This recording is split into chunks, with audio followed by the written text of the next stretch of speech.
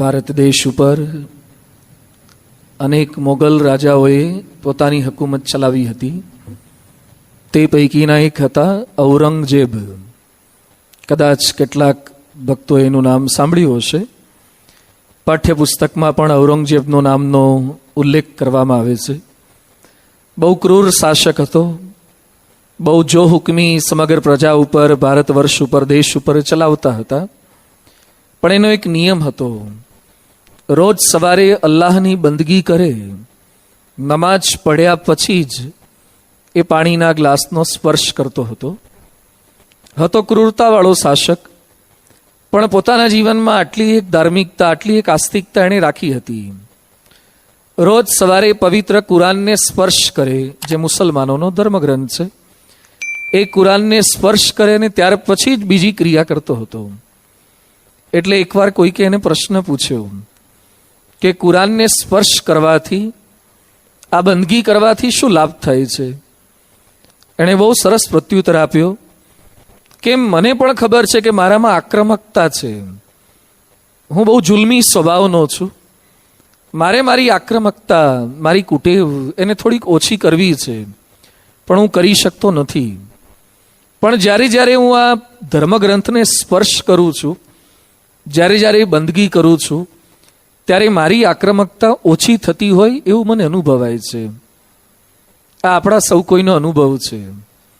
આપણી અંદર ક્રોધ હોય, આપણને ખબર છે કે આપણી અંદર ક્રોધ છે. ક્રોધ ટાળવા માટેના આપણે ક્યારેક ક્યારેક નાના મોટા પ્રયત્ન પણ કર્યા હોય છે, પણ છતાં ઓછો નથી થતો. ખબર છે કે આપણી અંદર અલગ અલગ વિચિત્ર સ્વભાવો છે, પણ જ્યારે જ્યારે આપણે ભગવાન સંબંધી કંઈ પણ ક્રિયા કરીએ છીએ, કાં ભગવાનની પૂજા, ભગવાનના દર્શન, ભગવાનનો અભિષેક, વચનામૃત વાતોનું વાંચન, ત્યારે આપણા મનમાં શુભ વિચારો આવે છે, સારા વિચારો આવે છે, મલિન વિચારો ઓછા આવે છે. જ્યારે જ્યારે અધ્યાત્મ સંબંધી કોઈ પણ ક્રિયા કરીએ ત્યારે શુભ વિચારોનું વાવેતર થાય છે. એ વિચારો ખરાબ વિચારોને પાછા હટાવે છે. શ્રાવણ માસ કે કથા વાર્તા બીજું કંઈ જ નહીં. મલિનતાને દૂર હટાવવી, આક્રમકતાને ઓછી કરવી, સ્વભાવોનું પરિવર્તન કરવું. જ્યારે જ્યારે આ કથા વાર્તાના યોગમાં આવીએ છીએ ત્યારે આપણને અનુભૂતિ થાય છે. આ પારાયણની અંદર ગઈકાલે આપણે પ્રારંભ કર્યો હતો કે જે મુક્તાનંદ સ્વામીએ પદો રચ્યા છે, મોહનને ગમવાને ઈચ્છો માનુની. શા માટે મુક્તાનંદ સ્વામી આ પદો રચ્યા? મુક્તાનંદ સ્વામી કેવળ કોઈ એક કવિ નહોતા, કેવળ એક રાઇટર નહોતા. એના જીવનની અંદર ભગવાન પ્રત્યેની એવી ભક્તિ હતી, ભગવાનમાં અતૂટ શ્રદ્ધા અને વિશ્વાસ હતો. એ મુક્તાનંદ સ્વામીએ ભજનો રચેલા છે, પદો રચેલા છે. પણ આ પદો રચવાનો ઇતિહાસ શું છે?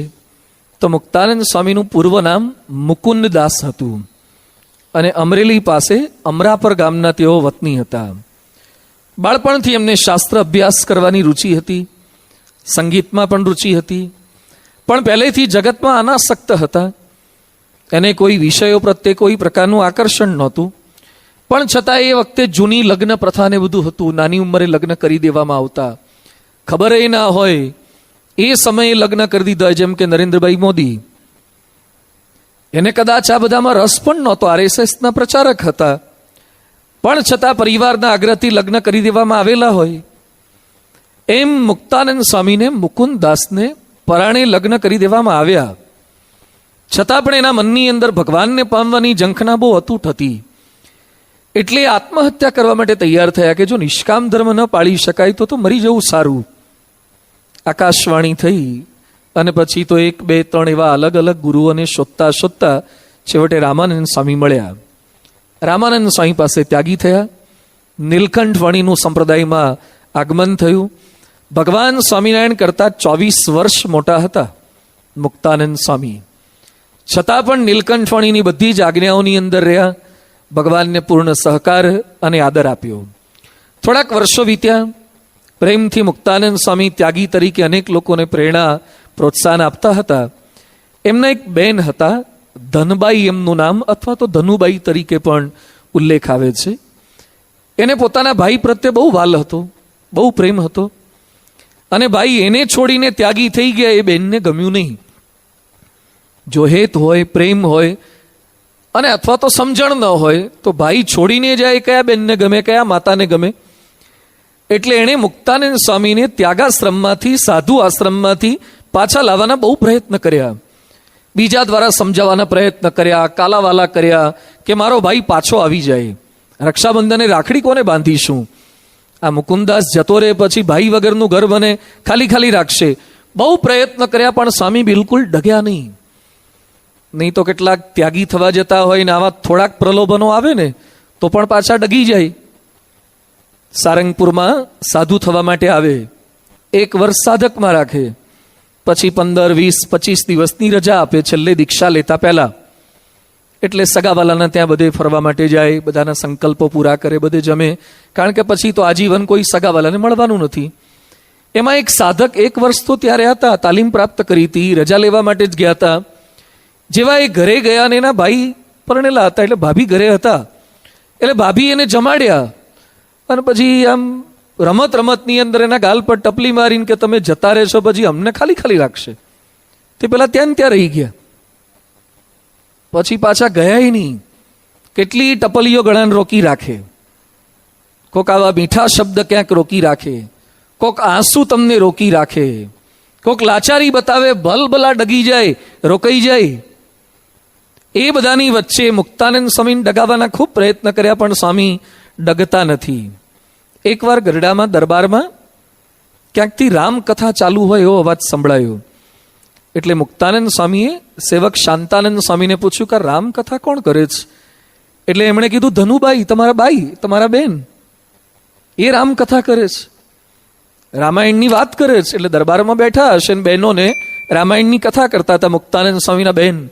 તો મુક્તાનંદ સ્વામી શું બોલ્યા કે એને કાઢી મૂકો, અહીંયાથી આશ્રમમાંથી કાઢી મૂકો, દાદાના દરબારમાંથી કાઢી મૂકો.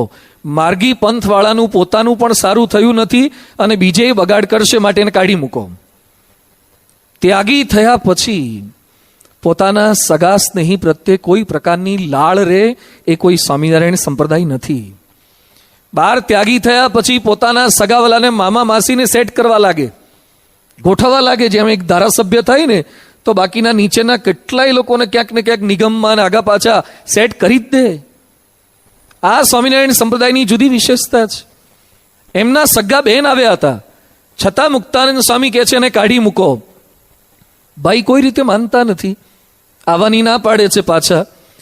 એટલે હવે ધનુબાઈ ભગવાન સ્વામિનારાયણ પાસે ગયા અને મહારાજને કહે છે કે મારે પણ મારા ભાઈની જેમ મારો આત્માનો ઉદ્ધાર કરવો છે, કલ્યાણ કરવું છે.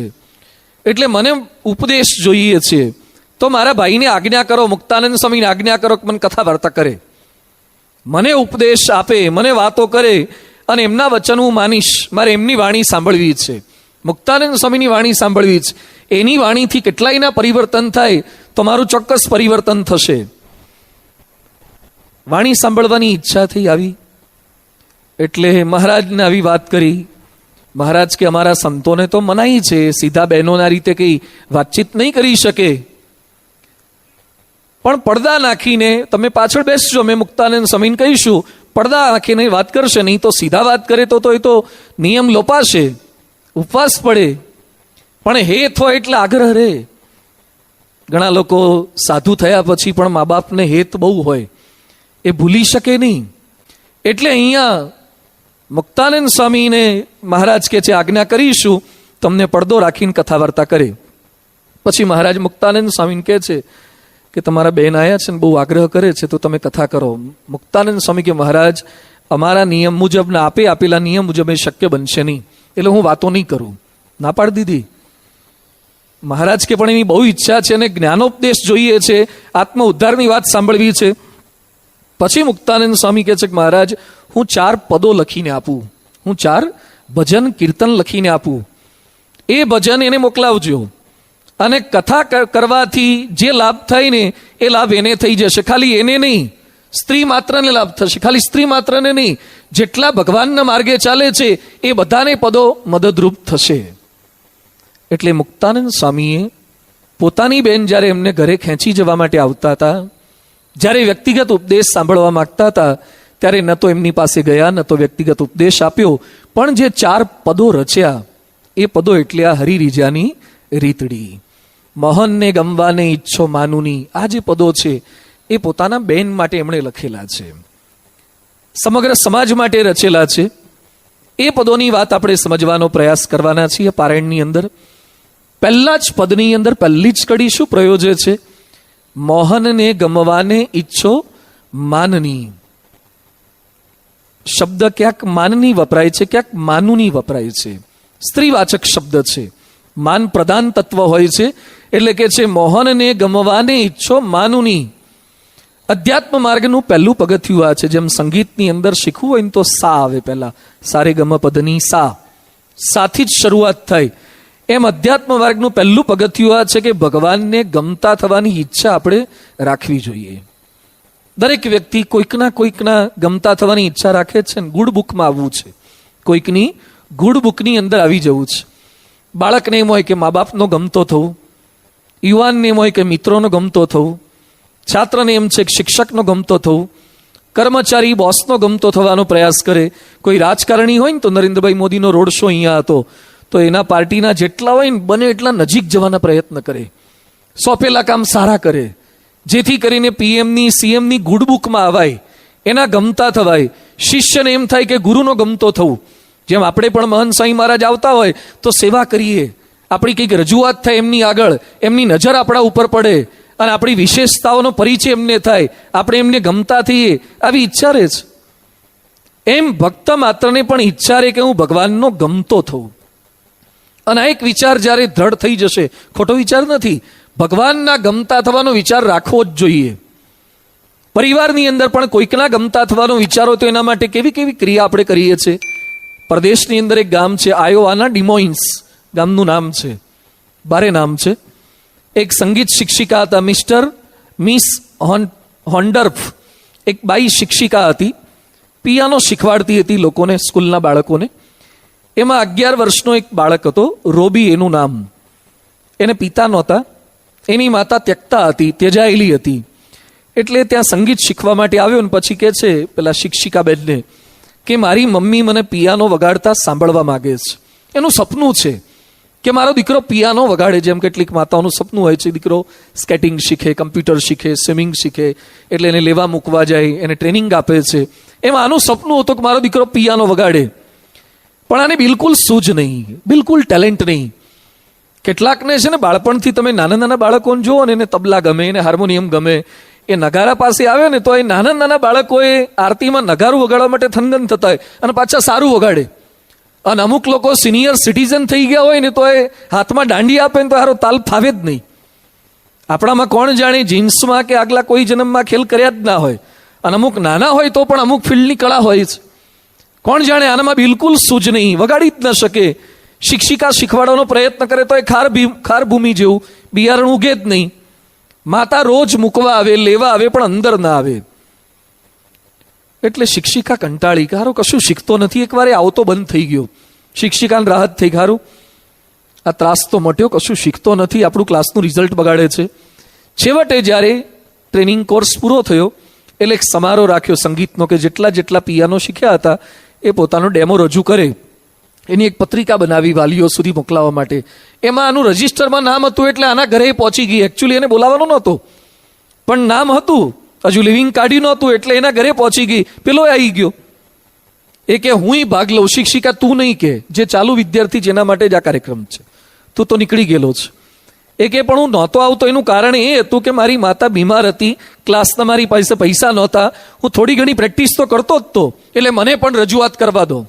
શિક્ષિકા કે તને બિલકુલ નથી આવડતું, તું મારો આખો પ્રોગ્રામ બગાડીશ, ના કે મને થોડોક સમય આપો.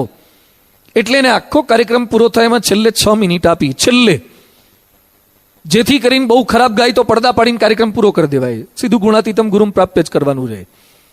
છેલ્લે જ એને આપ્યું. એટલે આગળવાળાએ બધાએ સારી રજૂઆત કરી. આનો જેવો વારો આવ્યો એટલે શિક્ષિકા ગભરાતી હતી કે ફ્લોપ જ જવાનો છે, બગાડશે, આખું બધું ક્રેડિટ ડાઉન કરશે. તેણે એટલું સરસ મોઝાર્ટ રાગ વગાડ્યો, લોકોએ તાળીઓ પાડી.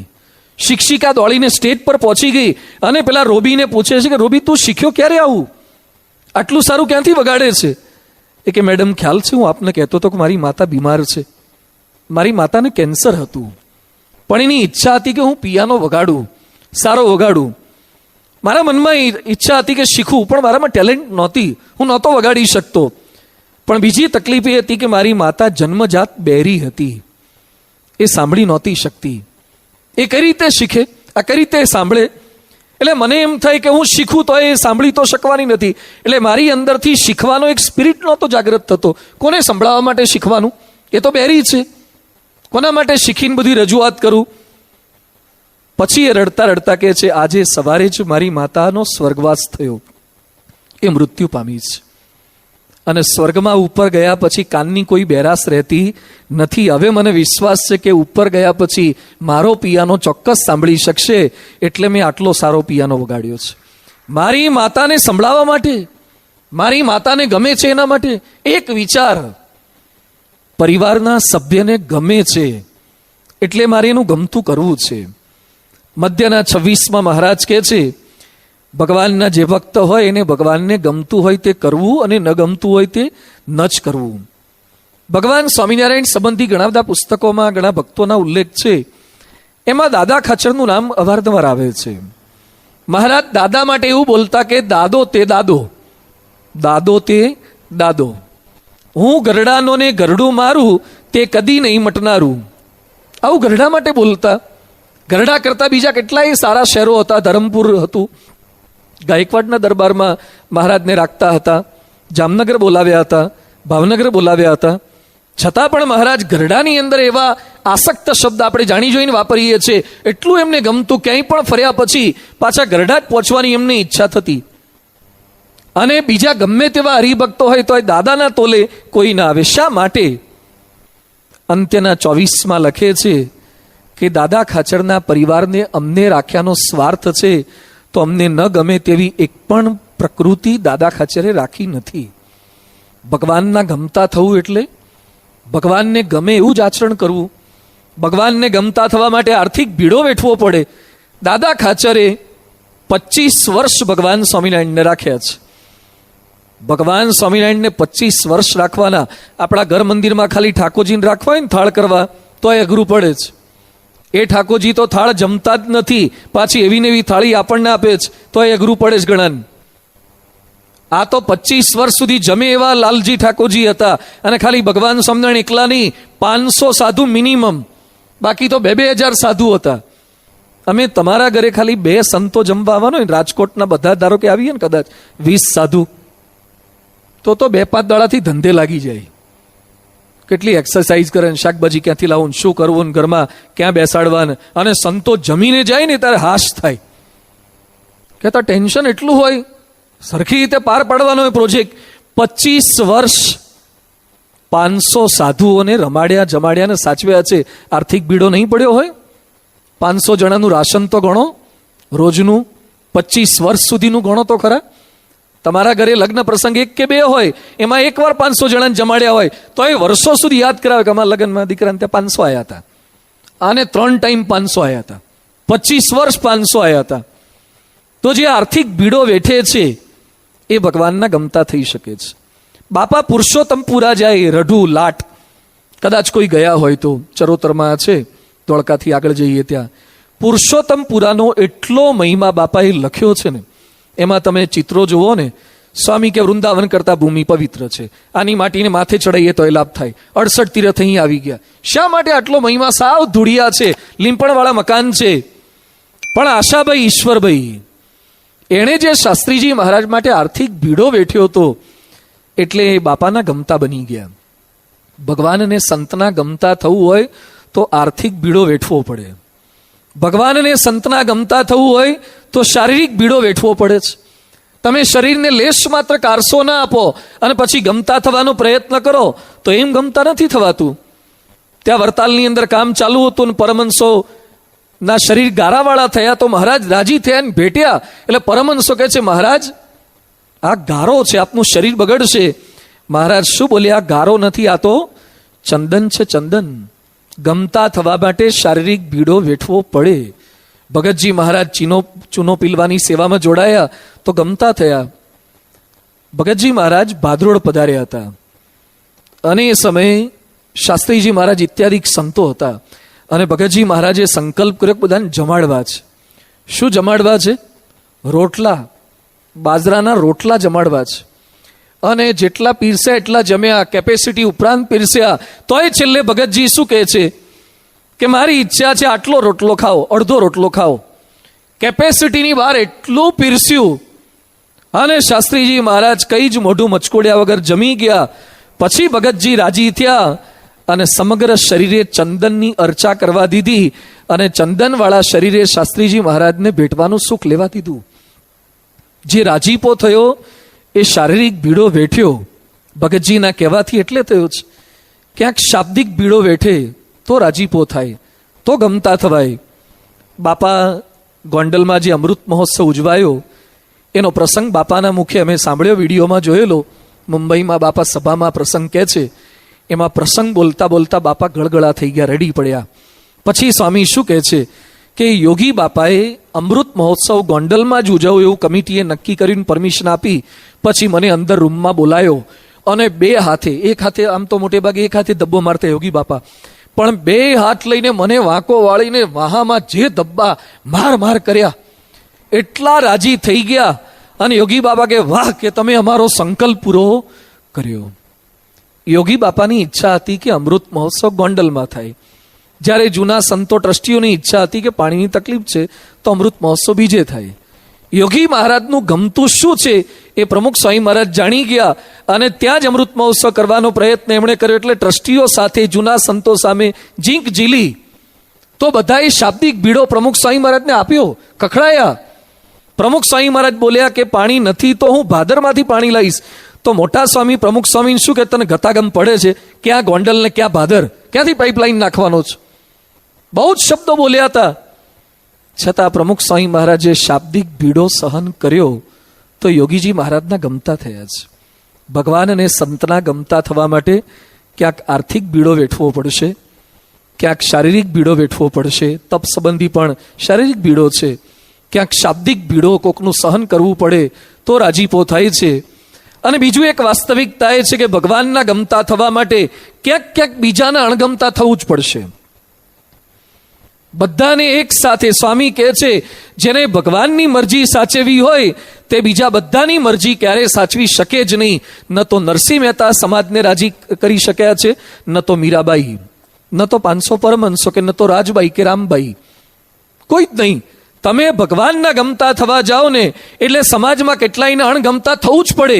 અહીંયા બેઠેલા કેટલાય મોટાભાગના તિલક ચાંદલો કરે છે, આપણા કેટલાય સગા વલન નહીં ગમતું હોય. તમે રવિવારે અહીંયા આવી જાઓ છો, કેટલાય નહીં ગમતું હોય. ડુંગળી લસણ નથી ખાતા, કેટલાય નથી ગમતું. નવરાત્રિમાં નથી જતા, બહારની ખાણીપીણી નથી ખાતા, નથી ગમતું. ભલે કેટલાયને ન ગમે પણ ભગવાન અને સંતને ગમે છે એટલે આપણે આ કરવું છે. પ્રજાપ્રિય થવા કરતા પ્રભુ પ્રિય થવું સારું છે. આજે સમાજમાં દોડ શેની જામી છે? પ્રજાપ્રિય થઈ જવું છે, લોકપ્રિય થઈ જવું છે. અરે લોકપ્રિય તો વિવેકાનંદ બહુ થયા. આજે એના ફોટા છપાય છે, એના સુવાક્યો છપાય છે, પણ એ જ વિવેકાનંદ સ્વામી જીવનની સંધ્યાએ શું બોલ્યા કે સમાજ સેવા કરવા માટે મેં પ્રભુ સેવા બાજુ પર મૂકી દીધી. આજે મને હતાશા, નિરાશા અને પસ્તાવો થાય છે. આના કરતા મારા ગુરુ રામકૃષ્ણ પરમહંસના આદેશ મુજબ મહાકાલીની સેવા કરી હોત તો વધારે શાંતિ થાત. પ્રજાપ્રિય થવામાં બહુ માલ નથી લાંબે ગાળે, પ્રભુ પ્રિય થવું એ સાચું છે. પ્રમુખ સ્વામી મહારાજ પ્રજાપ્રિય થવા માટે કોઈ જ ક્રિયા નહોતા કરતા. એ પ્રભુ પ્રિય થવા માટે ભગવાનના ગમતા સંત હતા. એટલે વિભુદેશ તીર્થજી કહેતા, if list of people loved by God, ભગવાનને ગમતા માણસોની યાદી બનાવવામાં આવે, ભગવાન બેસે, હા, એને જેટલા જેટલા ગમતા છે એની યાદી બનાવે. જેમ તમે તમારા લગ્ન હોય ઘરમાં દીકરા દીકરીના, એટલે યાદી બનાવો છો ને કોને કોને કંકોત્રી આપવી, એમાં એક જમવાનું કોને કહેવું, બેમાં કોને કહેવું, હાગમટે કોને કહેવું, તમે લિસ્ટ કરતા હો છો. આવું એમ મહારાજ પોતાને ગમતા માણસોની યાદી બનાવે. List of people loved by God, સ્વામીજી's name would be top the list. ભગવાન પોતાને ગમતા માણસોની યાદી બનાવે તો એમાં વૃંદાવન વાળાનું નામ પહેલા લખે, છપૈયા અયોધ્યા વાળાનું નામ પહેલા લખે, કોના નામ પહેલા લખે? પ્રમુખ સ્વામીનું નામ પહેલા લખે. એવું વિભુદેશ તીર્થજી કહે છે. ભગવાન પોતાના ગમતા માણસોની યાદી બનાવે. એવા સંતની બલિહારી રે, જેને ગુણે રીજ્યા ગિરધારી રે. ભગવાન અને સંતના ગમતા થવાનું છે. ક્યારેક આપણે ભગવાન અને સંતના ગમતા થવાનો પ્રયત્ન કરીએ છીએ, એમને ગમે એવી ક્રિયાએ કરીએ છીએ, પણ છતાં મનમાં સમાજની બહુ બીક રહે છે કે બીજાને ગમશે કે નહીં ગમે.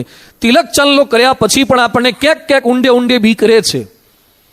ડુંગળી લસણ વગરનું ખાઈએ છીએ તો એ કોકની સાથે જઈએ તો થોડો ગભરાટ રહે છે. ભગવાનનું ગમતું કરીએ છીએ પણ સમાજની થોડી થોડી બીક આપણને ક્યાંક ને ક્યાંક રહ્યા કરે છે. પૂજા લઈને બહારગામ ગયા, એમાં રેલવે સ્ટેશન ઉપર પૂજા કરવાની થઈ તો બીજા લોકો જોશે તો થોડીક શરમ, થોડીક લાજ, થોડીક બીક આપણને રહ્યા કરે છે. મુક્તાનંદ સ્વામી એ ભગવાનને ગમતા સંત હતા. એ આપણને વાત કરે છે. મોહનને ગમવાની ઈચ્છો માનુની. ભગવાનને ગમતા થવું છે. મુક્તાનંદ સ્વામી મહારાજના ગમતા સંત હતા. સારંગપુરના 3જામાં મહારાજ કહે છે, અમે મુક્તાનંદ સ્વામીને લોજપુરમાં દીઠા, કહેતા પહેલી વાર જ્યારે મળ્યા ત્યારથી જે શ્રદ્ધા અને ભગવાનનું મહાત્મ્ય તે આ દિવસ સુધી નવું ને નવું છે, ક્યારેય ગૌણ પડ્યું નથી. અને આપણું જોઈ લો, શ્રાવણના પહેલા દિવસે જે ઉત્સાહ હોય એ છેલ્લા દિવસે કેટલાને ટકે? એક ટાણા શરૂ કર્યા હોય કે ધાણા પાણા શરૂ કર્યા હોય અને પહેલા દિવસે કેવો ઉમળકો હોય, એક ટાણા જ, પાકા એક ટાણા દાણા પાણા જ. અને 5-10 દાડા જાય ને તો કેલેન્ડર દિવસમાં 3 વાર જોવે. કેટલું બાકી રહ્યું હોય? આને પૂનમ ગણવાની કે આને પૂનમ ગણવાની? એમાં વહેલી જે આવતી હોય ને એને માન્ય કરે. શરૂઆતની અંદર તપ ઉપવાસમાં બધો જ ઉમળકો રહે છે, પણ પછી ધીમે ધીમે શ્રદ્ધા ઉત્સાહ એ ઓછા થતા જાય છે. અહીંયા મુક્તાનંદ સ્વામીના ક્યારે શ્રદ્ધા મહિમા ઓછા નથી થયા. લોયા 3માં કહે છે, સ્વામીના દર્શન થયા મોર, અમે 9 માસ મુક્તાનંદ સ્વામીની આજ્ઞામાં રહ્યા હતા, એવું મહારાજ કહે છે. લોયા 6માં મુક્તાનંદ સ્વામીનો શું મહિમા કહે છે? ભગવાનના સંતને મુક્તાનંદ સ્વામી જેવા મોટા હોય તેના નામ લઈને પ્રાર્થના કરવી તો ગાઢ સર્વે ટળી જાય ને નિરાશ થાય. કેટલી મોટપ મુક્તાનંદ સ્વામીને આપી છે. કદાચ ભૂંડા ગાઢ થતા હોય, ભૂંડા સંકલ્પો થતા હોય તો મહારાજ કહે છે મુક્તાનંદ સ્વામી જેવા મોટા સંતનું નામ ખાલી તમે બોલો ને, મુક્તાનંદ મુક્તાનંદ, કેટલું વચનામૃતમાં એમનો મહિમા કહે છે, તો પણ તમારા ગાઢ સંકલ્પ ટળી જાય, નિરાશ થાય. લોયા 8માં કહે છે, વાણી ચંચળ હોય તો વાણીની ચંચળતા કરી તે ટળે. મુક્તાનંદ સ્વામી જેવા વાર્તા કરતા હોય, કથા વાંચતા હોય, તે સમયે ડાપણ કરીને વચમાં બોલીએ નહીં તો વાણીની ચંચળતા ટળે. અને અંત્ય 24માં કહે છે, મુક્તાનંદ સ્વામીની અમારી પ્રસન્નતા કરવી તે જ અંગ છે. આ મુક્તાનંદ સ્વામી પદો રચે છે, જે ભગવાનના ગમતા થયા છે. પછી આપણને વાત કરે છે ભગવાનને ગમતી હોય બધી ક્રિયા એમણે કરી છે. મહારાજ ગઢપુરમાં હતા અને ગ્વાલિયરના ગવૈયા આવ્યા. સ્વામિનારાયણ પાસે સંગીતજ્ઞ સંતો કેવા છે એ કસોટી કરવા માટે એટલે મહારાજે મુક્તાનંદ સ્વામીને આજ્ઞા કરી, પગે ઘૂઘરા બાંધો, હાથમાં કરતાલ લો, ગીત ગાઓ, નૃત્ય કરો. મુક્તાનંદ સ્વામીમાં અનેક કળા હતી. એ સારા ગાયક હતા, સારા લેખક હતા, સારા કવિ હતા, સારા વાદક હતા, સારા વૈદક હતા, સારા નૃત્યકાર હતા. મુક્તાનંદ સ્વામી કીર્તન ગાતા ગાતા જમીન ઉપર પોતે પગના સ્પર્શથી, અંગૂઠાના સ્પર્શથી એમણે હાથી ચિતર્યો. નૃત્ય કરતા કરતા હાથી ચિતર્યો અને સંગીતકારોનો ગર્વ ગળી ગયો. મહારાજનું ગમતું હોય એ મુક્તાનંદ સ્વામી કરે જ. એડવાન્સમાં લીમડો પીવા લાગે. એટલે કોઈ કીધું લીમડો કેમ પીવો છો? એ કે મહારાજ કદાચ લીમડો પીવાનું વર્તમાન આપે તો એડવાન્સમાં પીવા લાગે. કોઈ દાણા પાણા એડવાન્સમાં શરૂ કરી દે, હજુ આવવાની તો વાર હોય. એડવાન્સની અંદર નિયમ પાળવા લાગે. એકવાર મુક્તાનંદ સ્વામી બ્રહ્માનંદ સ્વામી બંને જતા હતા કોઈક ગામમાંથી, અને એક બાવો વિરોધી હતા એ સમયે, કારણ કે સ્વામિનારાયણના સંતો નિયમ ધર્મની વાતો કરે એટલે પેલા લોકોને ગમે નહીં. એટલે મુક્તાનંદ સ્વામીને બ્રહ્માનંદ સ્વામીને બાંધી લીધા. એક બાબાએ થાંભલે બાંધી દીધા રૂમની અંદર, અને અંદરથી બધું બંધ કરી દીધું, કોઈને જણાવ્યું નહીં. એટલે મુક્તાનંદ સ્વામી તો ધીરજવાળા હતા, જોતા હતા શું કરે છે. પછી પેલો બાવો શું કે સ્વામિનારાયણના મુંડિયા માંડ લાગમાં આવ્યા છે, ગામ બગાડે છે, અમારા વિરુદ્ધમાં લોકોને ભરમાવે છે, તમારા થયા પછી કોઈ અમારા દોરા ધાગા તાવીજ બાંધતું જ નથી, એટલે અમારા ધંધા પર લાત તમે લોકો મારો છો. આજે સ્વામિનારાયણના મુખ્ય 2 મુંડિયા હાથમાં આવ્યા છે, આજે તો નાકકન કાપી જ નાખવા છે. એટલે આરો છરો લઈ આવ્યો, રામપુરી ચક્કુ લઈ આવ્યો, અને પેલું પથ્થર લઈને પાણી લઈને ઘસવા બેઠો, અને ધાર કાઢતો જાય, બંને સામે જોતો જાય. કારણ કે આજે તો નાકકન કાપવા જ છે. એટલે બ્રહ્માનંદ સ્વામી થયું ખારું નાક કાપી નાખશે તો પછી તો ક્યાંય માર્કેટમાં જવા જેવું નહીં રહે. કપાયેલા નાકે ક્યાંક સભા કરવા જઈએ, પારાયણ કરવા જઈએ કેવું લાગે? લોકો પૂછે સ્વામી નાક ક્યાં ગયું? કેટલાની હિસ્ટ્રી કહેવાની, કેટલા લોકો હાચી માને. એટલે બ્રહ્માનંદ સ્વામી, મુક્તાનંદ સ્વામી કે સ્વામી 5 મિનિટ છૂટ આપો, ખાલી 5 મિનિટ, 5 મિનિટ છૂટ આપો. મારી અંદર બધી જ કળા છે, હમણાં બગલમાં ગાલીને દબાઈ દઉં, સીધો દોર કરી નાખું. હમણાં થોડીક વાર કંઈક બાને નજીક બોલાવું અને હમણાં એને ઝપટમાં લઈ લઉં. તો મુક્તાનંદ સ્વામી શું બોલ્યા? સ્વામી ના ના, આપણે એવું ન કરાય. આપણને મહારાજે આદેશ આપ્યો છે કે સાધુ થયા પછી આપણે કોઈને મારવું નહીં, તાડન કરવું નહીં, એ આપણો ધર્મ નથી. અરે પણ સ્વામી, નાકકાન કાપી નાખશે, પછી ક્યાંય શ્રાવણની કથા કરવા નહીં જવાય, પધરામણી નહીં જવાય, નાકકાન કપાયેલા કેવા લાગશું? એ સમયે મુક્તાનંદ સ્વામી શું કહે છે કે સ્વામી, આપણે અનેક જન્મ બૈરા છોકરા માટે નાકકાન કપાય જ છે ને, તો આ જન્મે મહારાજ માટે નાકકાન કપાઈએ. મહારાજનું ગમતું છે ને કે આપણે કોઈને મારવું નહીં, તાડન કરવું નહીં, નથી કરવું. નાકકાન કપાવાની વેળા આવી છતાં પણ મહારાજનું ગમતું કરવાની ભાવના જેમના મનમાં રહેતી હતી એ મુક્તાનંદ સ્વામી છે. એ આપણને ઉપદેશ આપે છે. આપણા પરમહંસોએ જે લખ્યું છે ને, અને આપણા પરમહંસોએ હૃદયથી જે વાતો કરી છે, દુનિયાનો કોઈ કથાકાર કરી ના શકે, દુનિયાના કોઈ લેખક કરી ના શકે. કદાચ સારી સારી મીઠી મીઠી સાહિત્યવાળી વાતો કરી શકે, પણ હૃદયની ભાવના ક્યાંથી લાવે? કદાચ થોડી ઘણી સારી ભાવના લાવે, પણ ભાવનાને સાકાર કરે એવું વર્તન ક્યાંથી લાવે? મુક્તાનંદ સ્વામી જીવતા હતા, એ મુક્તાનંદ સ્વામી વાતો કરે છે. અને એમાં પહેલો જ ઉપદેશ હવે આપે છે, ભગવાનને ગમતા થવું હોય તો શું કરવાનું છે? સગાવાલાને ક્યારે પૂછતા નહીં, મિત્રોને પૂછતા નહીં, છાપા મેગેઝિનને પૂછતા નહીં, આવા આપણા પરમહંસોને પૂછજો કે ભગવાનના ગમતા થવું હોય તો શું કરવાનું છે. પહેલી જ કડીમાં લખે છે, મોહનને ગમવાને ઈચ્છો માનુની, ત્યાગો સર્વે જૂઠી મનની ટેકજો. પહેલું જ લેસન આ છે. ભગવાનના ગમતા થવું હોય તો શું કરવાનું છે? ત્યાગો સર્વે જૂઠી મનની ટેકજો. હમણાં જ મન ઉપર ઘણી બધી કથા થોડાક દિવસ પૂર્વે થઈ ચૂકી છે. મન એવ મનુષ્યાણામ કારણમ બંધ મોક્ષયો. મન એ જ મુક્તિનું કારણ છે, મન એ જ બંધનનું કારણ છે. આપણા બધાનું મન છે ને ઇલેક્ટ્રિસિટી જેવું છે. વાપરતા આવડે તો ગરમ પાણી પણ થાય અને એનાથી ઠંડુ પાણી પણ થાય. વાપરતા આવડે તો લાઇટ થાય પણ કરી, અને વાપરતા ના આવડે તો પરમેનન્ટ લાઇટ જતી રહે, જો ધ્યાન ના રાખે તો. મન ઇલેક્ટ્રિસિટી જેવું છે, મન પાણી જેવું છે. પાણી એ જીવન છે, જો તરતા આવડે તો. જો તરતા ના આવડે તો એ જ પાણી મારી પણ નાખે ને. પાણી વગર પણ કેટલાય મરી જાય છે, અને જો પાણીમાં તરતા ના આવડે તો પાણીને લીધે પણ કેટલાય મરી જાય. અધ્યાત્મ માર્ગે આગળ વધવા માટે મન જ જરૂરી છે, અને જો વાપરતા ના આવડે, કંટ્રોલ કરતા ના આવડે, તો એ જ મન તમને અધ્યાત્મ માર્ગેથી પાડે. જેમ ગાડીમાં એક્સિલેટર જરૂરી ખરું કે નહીં? એક્સિલેટર હોય, સ્પીડ હોય તો જ તમે તમારા ડેસ્ટિનેશન સુધી સમયસર પહોંચી શકો. પણ કેટલાક નથી પહોંચતા, એનું કારણ પણ એક્સિલેટર જ છે. કેટલાક પરમેનન્ટ વચ્ચે જ અટકી જાય છે, એનું કારણ પણ એક્સિલેટર છે. કેટલું દબાવવું ને કેટલું ન દબાવવું એ વાપરતા નથી આવડતું. એમ અહીંયા સમજાવે છે કે સત્સંગમાં આવ્યા પછી ભગવાનના ગમતા થવું છે તો ત્યાગો સર્વે જૂઠી મનની ટેકજો. સત્સંગમાં આવ્યા પછી આપણે ઘણી બધી ટેક છોડી દીધી, એટલે અહીંયા કે છે ત્યાગો સર્વે જૂઠી મનની ટેકજો. ઘણું બધું છોડ્યું છે આપણે સત્સંગમાં આવતા પહેલા, ઘણી ટેક છોડી તો જવાય. ટીવી, મિત્રો, સગાવાલા, આળસ. કાલે ગ્રહણની રાત્રે સભા હતી, નીચે યોગી સભાગૃહ ઘણો ભરાઈ ગયો હતો. સંસ્કાર ધામે પણ હરિભક્તો ભેગા થયા હતા. તો કેટલું જતું કર્યું હોય, તમે મગજમાં બેસે એવું છે ગ્રહણ. બુદ્ધિથી સમજવા જઈએ ને કશું સમજાય એવું નથી. પણ છતાં હરિભક્તો છે દૂર દૂરથી ગ્રહણની સભામાં રાત્રે આવ્યા. રાત્રે જઈને પાછું નાવાનું, એકવાર પૂજા કરી, સવારે પાછી જોલા ખાતા ખાતા બીજી વાર પૂજા કરી. બે વખત પૂજા કરવાની, પછી પાછું જમવા કરવાનું. નથી આપણને બુદ્ધિમાં બેસતું. પણ ત્યાગો સર્વે જૂઠી મનની ટેકજો. એને રાજી કરવા છે ને ગમતા થવું છે તો મનની ગાંઠો મેલી હવે બસ તારા તાલે તાલ. ગાંઠ છોડવી. કેટલાક ગાંઠ છોડવાના એક્સપર્ટ હોય છે. અમુક લોકોની હળગાવાના એક્સપર્ટ હોય. ગામમાં કોઈક મરી ગયા હોય ને તો એને જ હળગાવા બોલાવે. અમુક લોકો મરદાને ગોઠવવાના એક્સપર્ટ હોય, હળગાવાના એક્સપર્ટ હોય.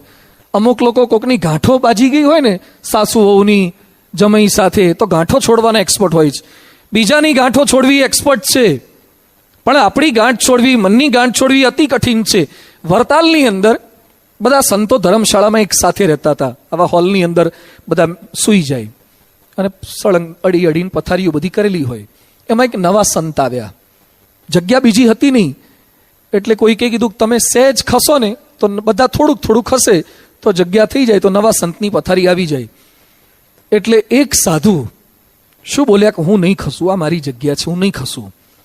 એટલે આચાર્ય રઘુવીરજી મહારાજ આવ્યા અને રઘુવીરજી મહારાજ વિનંતી શું કરે છે, ખાલી 4 આંગળ ખસો, 4 આંગળ ખસો તમે, 4 આંગળ પેલા 4 આંગળ, તો એક આખી પથારી આવી જાય. પેલો નવો સાધુ આવે છે એનો સમાવેશ થઈ જાય. એ કે હું 4 આંગળ નહીં જ ખસું. હવે એનું ધાર્યું તો થવાનું તો હતું જ નહીં. એટલે બધાએ પથારી પકડી અને ખસેડી તો નાખ્યો જ. આ સત્સંગમાં તમે કહેવાથી નહીં કરો ને તો પરાણે કરાવડાવશે ખરા જ, છૂટકો જ નથી. એના કરતા રાજીપે કરો ને, ક્રેડિટ લઈને કરો ને. ના કર્યું એણે એટલે ઉપરથી ઓર્ડર આપીને કરાવડાવ્યું. રઘુવીરજી મહારાજે કીધું એટલે ઊંચકીને એની પથારી ખસેડી દીધી, લાગ્યું ખોટું. અને વરતાલ સંસ્થા છોડીને જતા રહ્યા અમદાવાદ દેશમાં. 2 દેશ, વરતાલ દેશ છોડીને અમદાવાદ દેશમાં જતા રહ્યા. સ્વામીએ વાતોમાં લખ્યું છે 4 આંગળ ન ખસ્યો પણ 40 ગાઉ ખસી ગયો. 40 ગાઉ સુધી અમદાવાદ સુધી લાંબો થઈ ગયો. તે થોડો ખસી ગયો હોત તો આપણે સભામાં અહીં થાય ને, અહીંયા સહેજ કોઈક ખસવાનું કેમ ના ખસાય, કારણ કે નીચે ફેવિક્વિક ચોટી જાય છે, ફેવિકોલ ચોટી જાય છે. એકવાર બેઠા પછી છે ને સહેજ ખસવું ને, સહેજ ખુરશી ખસેડવી, સહેજ પાર્કિંગની અંદર ગાડી મૂકી હોય ને કોઈક ખસેડવાનું કે નથી ખસેડી શકતા. મનની ગાંઠ ગાડીને સ્ટેન્ડ પર મૂક્યા પછી તો હેઠી ઉતરે એવી છે.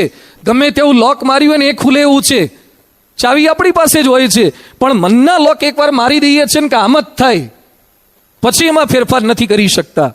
અરે દાદાના દરબારમાં રહેનારી દાદાની ફોઈ સોમબા ફોઈ, મહારાજને મંદિર કરવું હતું, દાદાએ બધું આપ્યું, પણ એક ખાંચો હતો, ખાંચો. મહારાજ કે ખાંચો આપો ના, કે મારા દાદાનું ગાડું અહીંથી આવ જાવ થાય એટલે એ ખાંચો ના મળે. મહારાજ કે મંદિરના આર્કિટેક્ચરમાં એલિવેશનમાં સારું નહીં લાગે. ના, કે ખાંચો તો રહેશે જ, બીજે બધે કરો. ના આપ્યો તો ના આપ્યો. આજે પણ ગોપીનાથજીનું મંદિર જોવા જાઓ તો પાછળના ભાગની અંદર એક બાજુ ખાંચો પડે છે. અને સોમબા ફઈ શું બોલ્યા, ખાંચો રહેશે રહેશે ને રહેશે જ. કેટલાક સત્સંગમાં આવ્યા પછી પણ ખાંચા મૂકી શકતા નથી. ક્યાંક ખાંચો રહેશે જ. આ નથી જતું કરી શકતા. જૂઠી મનની ટેક.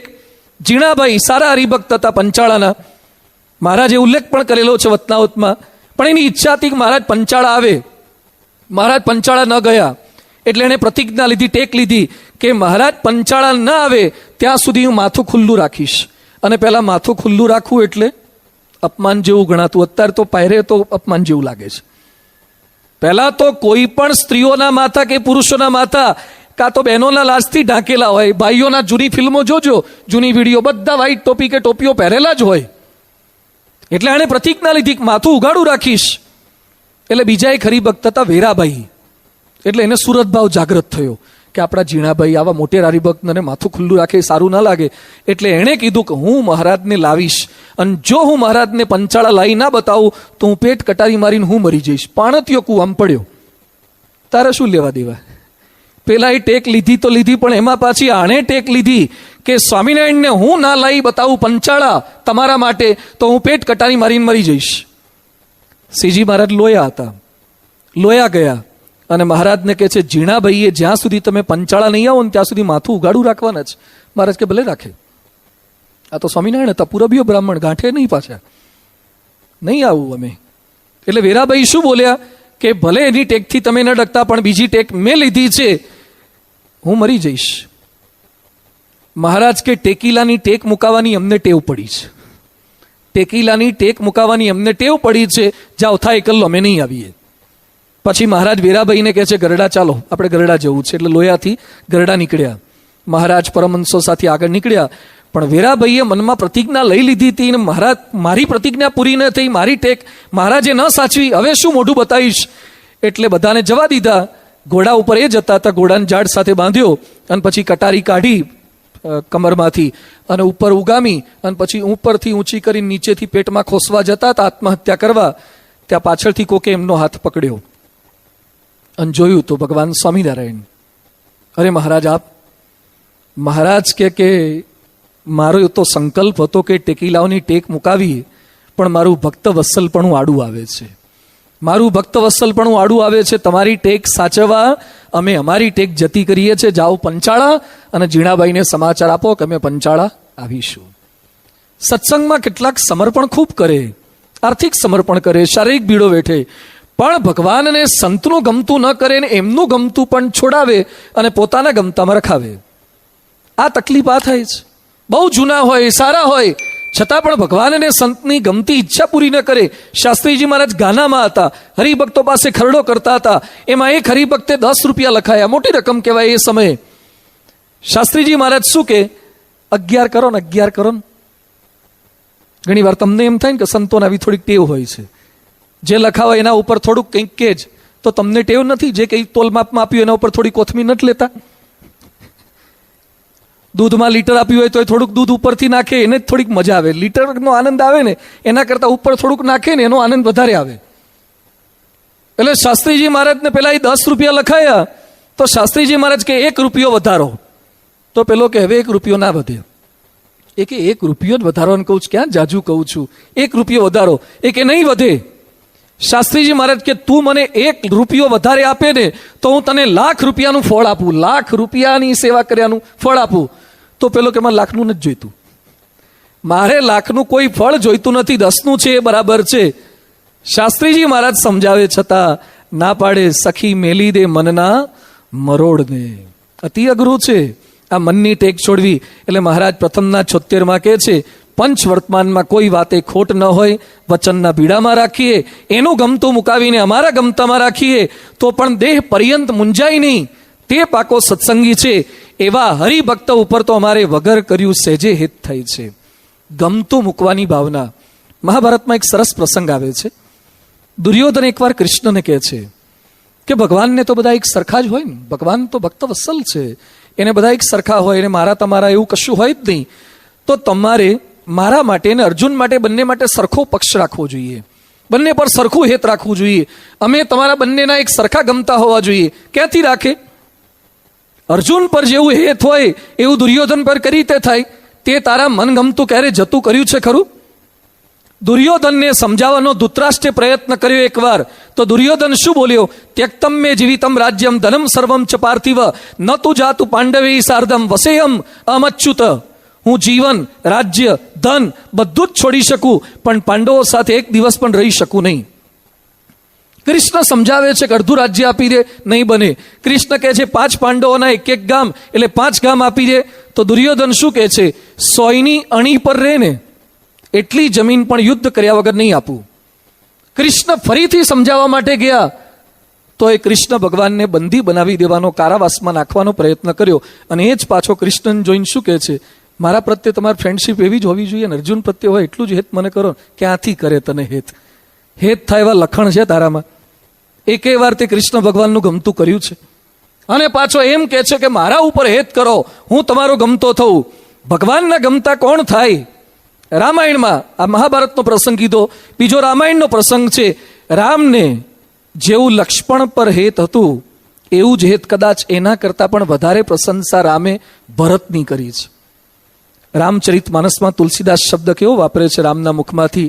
નહીં ભયવું ભુવન ભરત સમભાઈ, આ પૃથ્વી પર ભરત જેવો કોઈ ભાઈ નથી. તે લક્ષ્મણ તો સેવા કરવા ભેગા આવ્યા હતા. 14 વર્ષ ફિલ્ડિંગ બિચારા એને ભરી અને ક્રેડિટ પેલાને આપે છે. 14 વર્ષ ભેગો પેલો રહ્યો છે ઘરવાળી ઉર્મિલાને છોડીને, અને તોય પાછા વખાણ કોના કરે છે રામ? કે નહીં ભુવને ભરત સમ કોઈ ભાઈ, આખી પૃથ્વી પર ભરત જેવો કોઈ ભાઈ નથી. કેમ? કારણ કે ભરતે મનની ગાંઠો રામના કહેવાથી બધી છોડી છે. રામ લક્ષ્મણ જંગલમાં ગયા સીતાને લઈને, ભરત પાછા આવે, ખબર પડી કે રામ જંગલની અંદર જતા રહ્યા છે. એટલે અયોધ્યાના કેટલાક લોકોને લઈને રામને તેડવા માટે આવ્યા. અને પછી કહે છે આપ પાછા ચાલો, મારી માતાની ભૂલ છે, હું માફી માગું છું, પ્રાયશ્ચિત કરો છો, આપ પાછા આવો. રામ કહે છે અમે ના આવીએ, તું રાજ્યપદ સંભાળ. તો ભરત શું કહે છે કે તમે મને રાજ્યપદ સોંપો છો તો હું રાજા કહેવાઉં કે નહીં? હા કે તું રાજા, તો અયોધ્યામાં મારું કયું થાય કે નહીં? હા કે થાય. તો મારી આજ્ઞા માનો, તમે પાછા આવી જાઓ. રામ કે છે આજ્ઞા નહીં મનાય, હું જંગલમાં જ રહીશ, 14 વર્ષ તું રાજ્ય કરો. ના પાડે છે. ભરત કેટલા સમજાવવાના પ્રયત્ન કરે છે. ભરત કે છે એક કામ કરો, તો લક્ષ્મણને પાછો મોકલી દો અને હું તમારી સેવાની અંદર 14 વર્ષ રહીશ અને લક્ષ્મણ રાજ્ય ચલાવશે. રામ કે એ પણ નહીં બને. પછી કે છે રામ લક્ષ્મણ તો એ બંને જતા રહો, 14 વર્ષ હું જંગલમાં જઉં. રામ કે છે એ પણ નહીં બને. ભરતે 5-7 વિકલ્પ આપ્યા છે રામ એક પણ વિકલ્પ માન્ય કરતા નથી. અને રામ કહે છે તું જ પાછો જા, તું જ રાજ્ય ચલાવો. ભરત સારું કહેતા હતા ને, રામના હિતમાં કહેતા હતા ને, એમાં એનો વ્યક્તિગત ક્યાં સ્વાર્થ હતો? છતાં પણ રામે ભરતનું મનગમતું મુકાવ્યું છે. ત્યાગો સર્વે જૂઠી મનની ટેક જો. આ બધી ટેક જતી કરી એટલે રામ કહે છે નહીં ભુવને ભરત સમ કોઈ ભાઈ. આ પૃથ્વી પર ભરત જેવો કોઈ ભાઈ નથી. સામેથી રાજગાદી મળે છે છતાં જતી કરે છે. આજે રાજગાદી માટે કેવા પ્રયત્નો કરે છે, પણ ભગવાનનું ગમતું હોય એ જ કરવાનું. આ લોકની અંદર પણ પોતાના ઈષ્ટ અભિષ્ટ હોય એનું ગમતું કરવા માટે કેવા પ્રયત્ન કરે છે. ભારત આઝાદ થયા પછી વડાપ્રધાન બનવાની પૂરેપૂરી શક્યતા કોની હતી? કોની? સરદાર વલ્લભભાઈ પટેલની. મોટા ભાગના મત કોને મળ્યા હતા? સરદારને મળ્યા હતા. સામે જે ઊભા હતા એમને તો એક પોતાનો જ મળ્યો હતો. છતાં પણ ગાંધીજીએ જોયું સરદારના ચહેરા સામે અને ગાંધીજી કહે છે કે વડાપ્રધાન તમારે નથી થવાનું, નહેરુને તક આપો. અને સરદારે પોતાની દાવેદારી પાછી ખેંચી લીધી. આજે આપણે વર્ષો પછી બોલીએ છીએ કે જો સરદાર થયા હોત તો ભારતનું ચિત્ર જુદું હોત. પણ સરદારે લોકો સામે નજર નથી કરી. સરદારે પોતાના આશ્રિતો, પોતાના સ્ટાફ મેમ્બર સામે નજર ન કરી. ગાંધીનું ગમતું શું છે? ભલે લોકો ટીકા કરે, પણ ગાંધીનું ગમતું શું છે એ મારે કરવાનું છે.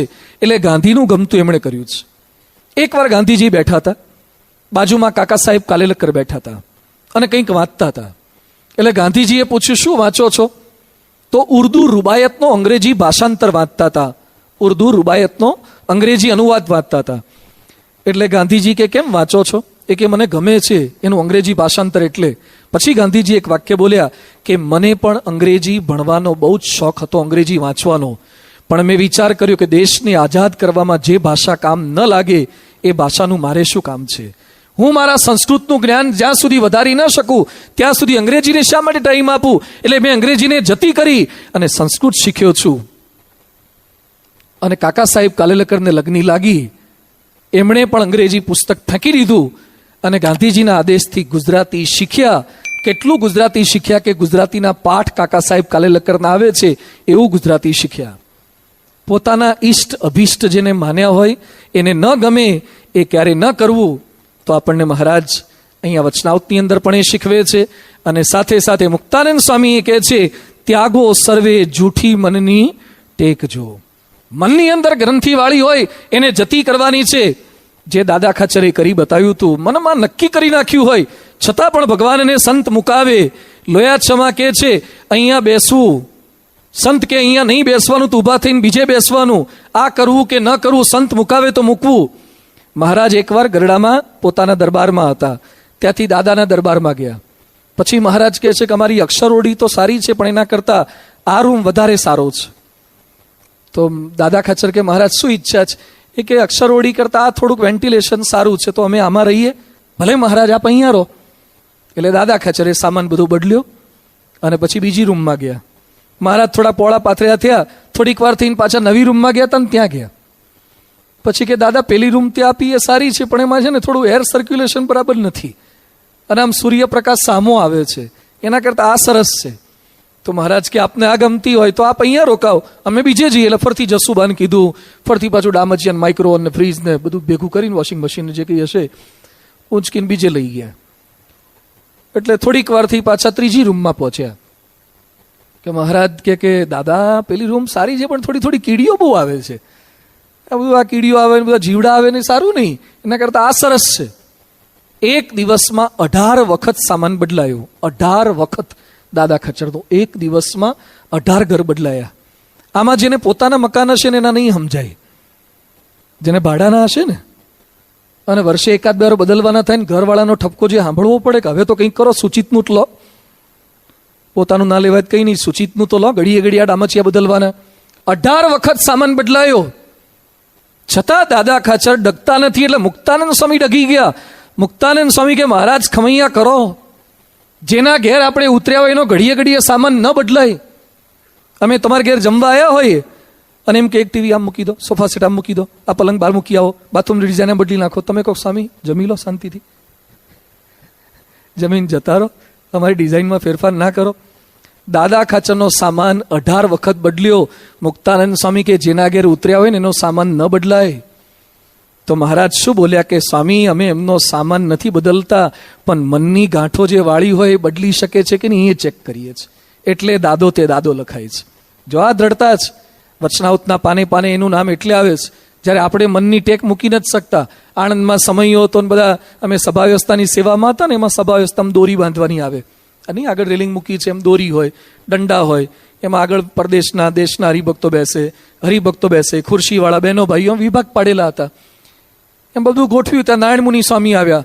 મને કે તમે ગોઠવ્યું છે પણ થોડાક પ્રદેશના વધારે આવે એવું લાગે છે, તો થોડુંક વધારે જગ્યા કરી આપો. આણંદમાં 2000ની સાલમાં. એટલે મેં કાર્યકર્તાને બોલાયા. મેં કીધું આપણે દોરી છોડ નાખો અને થોડાક 2-3 ગાળા વધારે આપો. એટલે કાર્યકર્તાએ કરી દીધું. થોડીક વાર થઈને પાછા સર્વમંગલ સ્વામી આવ્યા. એ કે અમારો ઉત્સવ છે, મારા છોકરાઓને મહારાસ કરવો છે, તો થોડીક જગ્યા વધારે આપો ને.